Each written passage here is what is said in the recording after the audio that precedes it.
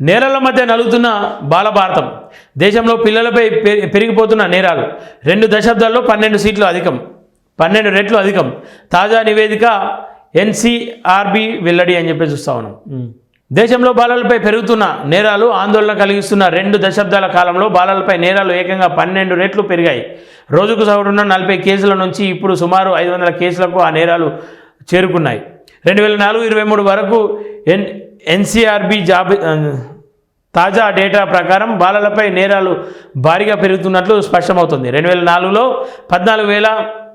14,423 కేసులు నమోదైతే 2023లో 1,77,000 కేసులు నమోదవడం ఆందోళనకు కారణమవుతుంది.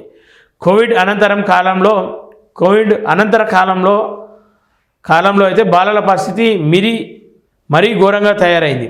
2020-23 మధ్య కేసులు ఏకంగా 40% పెరిగాయి. 2001 నుంచి మాత్రం ఎన్జీఆర్బీ బాలలపై కేసులను ప్రత్యేకంగా లెక్కిస్తోంది. 2014-23 మధ్యకాలంలో కేసులను చూస్తే కేవలం 6 రాష్ట్రాల్లోనే సగానికి పైగా కేసులు నమోదైనట్లు స్పష్టమవుతుంది.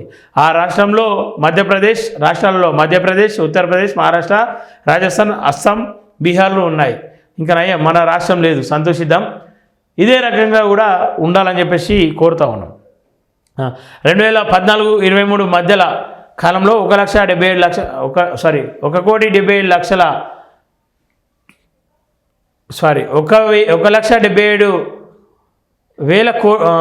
కేసులతో మధ్యప్రదేశ్ అగ్రస్థానంలో, 1,66,000 కేసులతో మహారాష్ట్ర తర్వాత స్థానంలో ఉన్నాయి. 2023లో కూడా 22,393 కేసులతో మధ్యప్రదేశ్ మొదటి స్థానంలో ఉంది. దశాబ్ది కాలంలో అస్సాంలో కేసులు ఏకంగా 7 రెట్లు పెరిగాయి. 2014లో ఆ రాష్ట్రంలో కేవలం 1,385 కేసులు మాత్రమే నమోదవగా 2023లో ఆ సంఖ్య 10,174కు పెరిగింది. ఈ దశాబ్ద కాలంలో అస్సాంలో బాలలపై నేరాల కేసులు 49,352గా ఉన్నాయి. బీహార్లో అయితే కేసులు 5 రెట్లు పెరిగాయి. 2014లో 2,255గా ఉన్న కేసులు 2023లో 9,906గా నమోదయ్యాయి. ఇక ఈ దశాబ్ద కాలంలో బీహార్లో బాలలపై నేరాలు సంబంధించిన కేసులు 61,663 కేసులు నమోదయ్యాయని చెప్తా ఉన్నాను. అంటే బాలలంతా కూడా ఏదో ఒక చోట ఏదో ఒక రకంగా నలిగిపోతూ ఉన్నారు, కనుమరుగైతూ ఉన్నారు. వాళ్ళను పట్టించుకునే నాదులు లేడు.